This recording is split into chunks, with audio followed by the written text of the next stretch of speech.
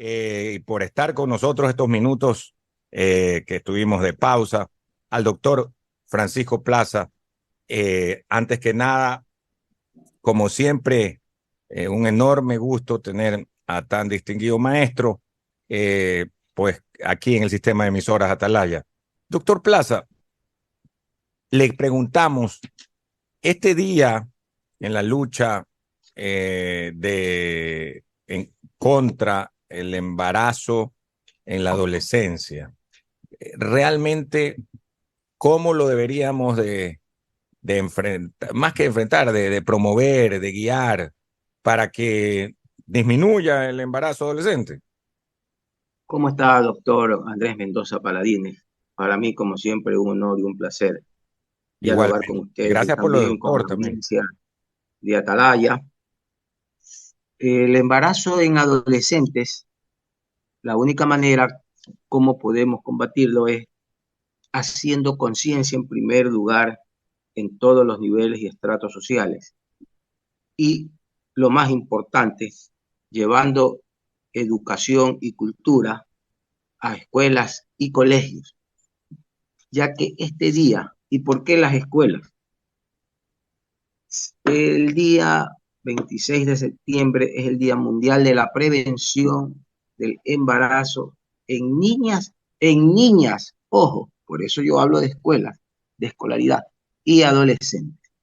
Imagínense que según reporta el propio Ministerio de Salud Pública del Ecuador, en el 2022 hubieron 53.847 embarazos en niñas y adolescentes.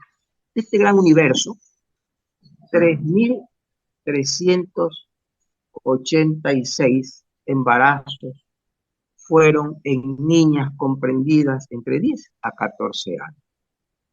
Es decir, que aproximadamente entre 10 a 14 niñas salen, entre 10 y 14 años, salen embarazadas diariamente en este país. Bastante, Y ¿no? eso Es es una bastante. verdadera tragedia social. Qué terrible. Es una locura. Doctor, buen día. Yo tengo una pregunta. Bueno, ¿Esta estadística de la edad de 10 a 14 años son embarazos consentidos o violaciones? O sea, ¿hay alguna estadística, un número al respecto? Porque la edad llama muchísimo la atención. mire, a esa edad no se puede hablar de embarazos consentidos, porque una Violaciones son. niña prácticamente de 14 años no sabe en realidad el significado de lo que es estar gestando un nuevo ser. En la mayor parte de los casos se deben a violaciones y más que nada a estupro. Esa es la figura clásica. Es decir, la persona mayor de 18 años o de 21 años que seduce, entre comillas, con engaños a una menor de 14. Para muchos, en muchas legislaciones, esto se lo considera como una violación, sin dejar de mencionar que el 73% de estos embarazos en niñas fueron por otros niños menores de 18 años, que a la larga tampoco pueden ser acusados de nada. Entonces ahí estamos fallando tremendamente, porque son niños embarazando niñas y que de un momento a otro se convierten en padres. Por lo tanto, no se los puede llamar a estos embarazos consentidos, sino por lo general son embarazos no deseados, producto de este desorden social, de la falta de educación, de la falta de cultura y de la falta de valores en una sociedad en la cual nos estamos actualmente desenvolviendo. Totalmente de acuerdo. ¿Y las estadísticas son números que van creciendo o disminuyen? ¿Cómo ha sido el comportamiento, no sé, dentro de los dos últimos años?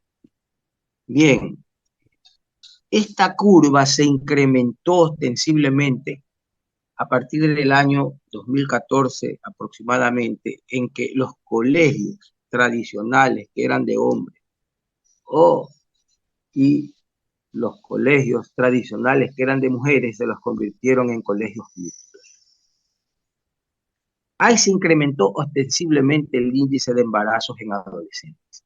¿Y por qué? Porque si es un cambio de una manera alegre, sin un estudio previo y sin tomar las medidas preventivas de lo que podría conllevar ese cambio. Y ahí están las consecuencias. En los colegios actualmente no existe ningún tipo de control. Imagínense que muchas de estas escuelas y colegios han sido invadidos con las drogas. ¿Y qué control pueden tener los profesores sobre estas relaciones? Que ya una autoridad de educación las denominó relaciones sexuales por accidente. Primera vez que yo escucho este término medio aberrante y caído en las cabellas, que tengo entendido que el actual ministro de Educación lo dijo. Hasta ahora exijo una explicación, como dijo el Chavo, ¿qué es un embarazo por accidente? Como queriendo disculpar estas situaciones totalmente anómalas y que deben ser responsabilidad exclusiva en cuanto a su prevención de parte de las autoridades. Wow, es impresionante. Alcides, no sé si usted tiene alguna pregunta para el doctor. Saludando pues al doctor Francisco Plaza Borges. Hay una estadística del Ministerio de Salud que indica que el año pasado 53.000 y poco más niñas y adolescentes quedaron embarazadas en el Ecuador, de los cuales 3.386 fueron de niñas de 10 a 14 años, mientras que el resto, más de 50.000, fueron de adolescentes de 15 a 19 años.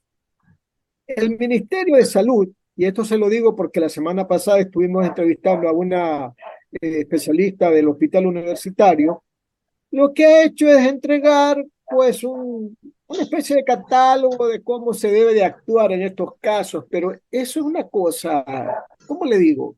Que no tiene poco efecto, pues, porque ¿en dónde se producen mayormente este tipo de problemas de salud pública? En las zonas rurales, donde no hay médicos, donde no hay controles prenatales, no hay controles mes a mes. Entonces es una cosa que hay que hacer bastante, pues, doctor. No es solamente con un catálogo de decirle a los médicos de los hospitales, esto es lo que tienen que hacer cada vez que viene una niña embarazada, doctor. ¿No le parece? Así es, licenciado Alcides. Placer saludarlo. Mire, aquí no Igualmente. solamente tiene que ver el Ministerio de Salud, tiene que ir de la mano el trabajo del Ministerio de Salud con el Ministerio de Educación, pues, porque gran porcentaje de estos embarazos se producen en escuelas y colegios, tanto de área urbana como rurales.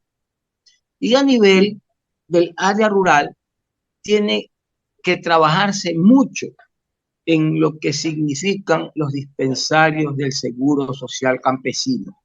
Porque quiera o no, la gran mayoría de nuestra población rural acude, independiente de su edad, por distintas patologías, a estos dispensarios. Es ahí donde deben haber las unidades educativas. En este caso también entraría la seguridad social a trabajar esa parte para prevenir el embarazo en adolescentes, que necesita de charlas permanentes. Aquí no es cuestión de que hoy día es la fecha para la prevención de embarazo en niñas y adolescentes y nos acordamos una vez al año de esto. Eso no nos sirve para nada, mi querido licenciado Alcides. Esto tiene que ser una campaña continua, permanente, 24/7, para lograr calar hondamente en la conciencia de la sociedad y más que nada en la conciencia de la niña y adolescente en formación del grave problema que significa tener un hijo y ya desterrar una serie de entelequias que al menos los políticos lo repiten aquí, que sí que un niño viene con un pan bajo el brazo. Mentira. Como usted bien sabe, aquí un niño viene con un montón de problemas bajo el brazo. Que nosotros somos un país multimillonario, sentados en una mina de oro. Entonces la gente que no razona, que tiene poca cultura, y que nomás es de tener hijos por tener, y que aquí todo nos va a llover del suelo. Ya basta de tanto programa demagógico, que maternidad gratuita, que las Doctor, guardas del niño gratuito, etcétera, etcétera, porque eso crea una conciencia falsa en niñas y doctor, niños, mire, que también es de mire, tener hijos irresponsablemente. vea, doctor, esto del embarazo no planificado en menores de edad, que es realmente violación, es violación. ¿Por qué? Y ya uso un término muy popular, ¿por qué solamente se le carga a la chica y el chico? ¿Cuál es la Preso, responsabilidad del chico, preso. doctor? Nada, pues. Todo el mundo dice, la chica no, la violaron, la chica quedó encinta prematuramente, y el chico, bien, gracias, chao, hasta luego, hace sus cosas y se va. No, pues, doctor. Lo que pasa, licenciado Alcides, es que el chico tiene menos de 18 años en la mayor parte de los casos. Y sabe que yo hice la especialidad en la maternidad por muchos años, fui casi 5 años residente en la maternidad. Y a mi consulta, tanto institucional como privada, iban muchas niñas embarazadas, a veces por menores de edad. Y en esa época sí, pues todo el mundo acusaba de violación al responsable del embarazo. Y no le exagero que el 80% de estos casos que se litigaban en el campo judicial, ¿sabe cómo terminaban, mi querido licenciado Alcides? ¿Dónde terminaba el violador? ¿Dónde cree que terminaba el violador? Lo metían a la cárcel. ¿Y cómo cree que terminaba el caso? ¿Cómo cree? Terminaban en el altar, en matrimonio, que es lo que exigían en este caso los padres de la embarazada. Una vez que se casaban, terminado el problema, aunque después de un mes se divorcien y el niño quede en el desamparo total. Es decir, un problema que tiene muchas aristas. Y a veces muchísimos de estos casos de violaciones, entre comillas, terminan en el altar, terminan en matrimonio, y por lo general estos son uniones que no duran prácticamente nada en cuanto a tiempo se refiere.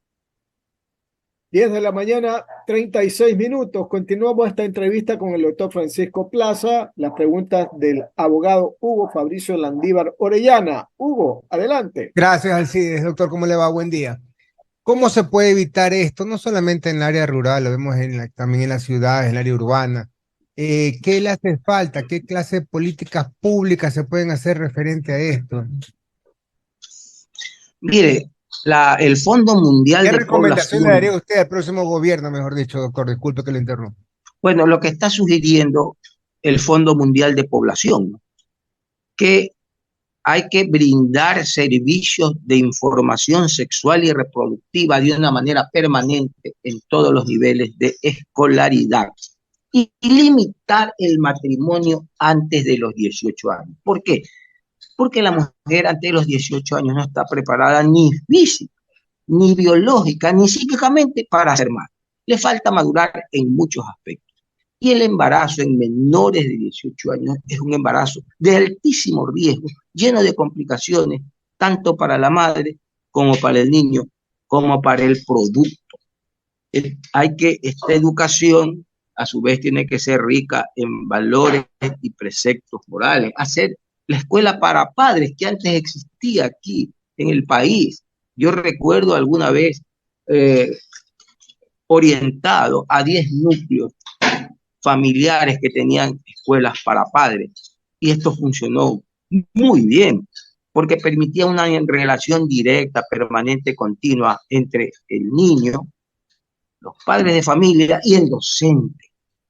Es decir, una trilogía importante en la formación de la juventud.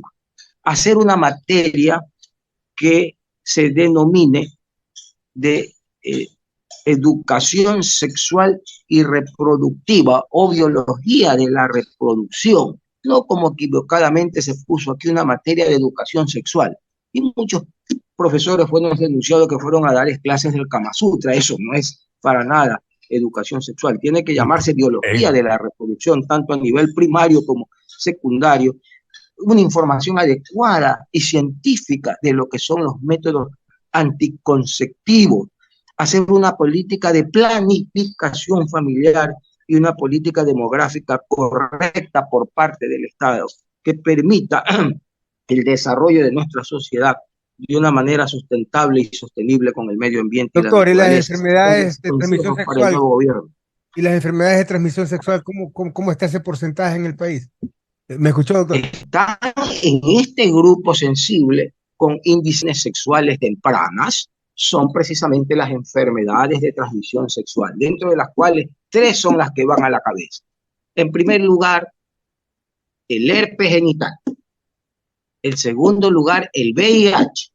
Y en tercer lugar, la posibilidad de que la adolescente o el adolescente se contaminen con el virus del papiloma humano y con el tiempo desarrollan cáncer de cuello uterino, cáncer de ano recto o cáncer de la orofaringe por este virus. Máxime que el Ecuador no tiene un plan de vacunación para prevenir la infestación por el virus del papiloma humano y por ende prevenir el desarrollo de cáncer Solo hay de la cuello vacuna uterino. a nivel privado, la vacuna, no hay a nivel público. Pero debería ser a nivel público, debería Correcto. ser una política de Estado, Es porque toda la costoso. población, tanto de varones como mujeres, deben ser vacunados entre 9 a 14 años cuando la vacuna es 100% efectiva. Y esa planificación no existe. Hay a medias lo hacen, pero las cosas que se hacen a medias a veces tienen más vale resultados contraproducentes, mis queridos contertulios. Definitivamente. Y en el caso de la vacuna del virus del papiloma humano, yo tengo 4 hijas. Eh, no es barata, es costosa y luego tiene que ponerse un refuerzo, doctor, ¿no? Son 3 dosis. 3, ahí Hoy está. me pongo la una, al mes me pongo la segunda y a los 3 meses la tercera. Y funciona muy bien entre 9 a 14 años. Entre 9, ya, eso le voy a decir. No, Yo, 9 a 14 yo calculaba entre 10 y 13, pero ahí está, 9 a 14 años. Pero ¿y qué pasa si una mujer no se lo ha puesto a los 20 años? ¿Se la puede poner? Mire, también dicen que funciona de una manera muy bien, por no decir excelente, en personas, especialmente mujeres menores de 24 años, especialmente si no han tenido todavía relaciones sexuales. Okay. Después de los 24 años, aunque hayan tenido la relación, la vacuna sigue funcionando, pero ya pierde efectividad, pierde eficacia, ya no es tan beneficiosa su aplicación como que si se le hubiera puesto a la edad indicada. Incluso se dice que una mujer podría vacunarse hasta los 45 años de edad. Después de los 50 ya la vacuna no tiene ninguna razón de ser. Porque ¿qué es lo que buscan estas vacunas? Una respuesta por parte del organismo, una respuesta inmunológica, la generación de anticuerpos. Y no se olvide que a medida que envejecemos, se produce el fenómeno de inmunosenescencia y la capacidad de reacción en cuanto a defensa se va perdiendo. Entonces, por ende, la vacuna ya no puede generar tantos anticuerpos que nos protejan debidamente, en este caso, contra la infestación por virus del papiloma humano y la posibilidad de desarrollar por él un cáncer de cuello uterino a largo plazo. Con esto termino, y a propósito, ya lo vemos por aquí, la imponente figura de Alfonso Javier El Pocho Harp, que regresa de viaje. Pero antes de terminar, doctor, ¿qué pasó con estas campañas que había en una época que repartían y regalaban preservativos? Eso dejó de Estas campañas caen en el vacío y caen en el olvido. ¿Por qué? Porque toda campaña tiene que ir acompañada a su vez de una base, de un refuerzo que es la información científica y técnica de lo que se está haciendo. ¿Qué sucedía? Y yo hablaba a veces con algunos médicos, de que había unos embarazos entre adolescentes y se les preguntaba, ¿y por qué embarazó? No, si estuvimos usando condón. ¿Y cómo usaste el condón? ¿Cómo te lo pusiste? Ahí se daban cuenta recién que no sabían ni aplicarse el condón. Por ejemplo, se lo aplicaban con el pene flácido o cargaban el condón en la billetera.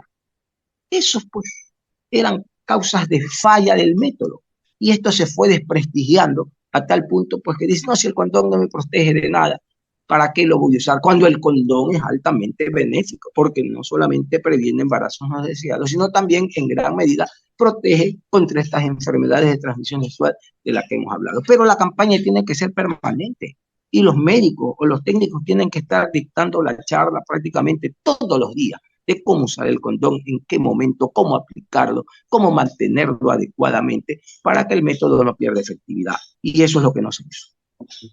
Esa es la verdad. O sea, se quedó. Tiene que ser permanente. Nos vamos a despedir. Gracias, Gracias, al doctor. doctor Francisco Plaza, Gracias, doctor.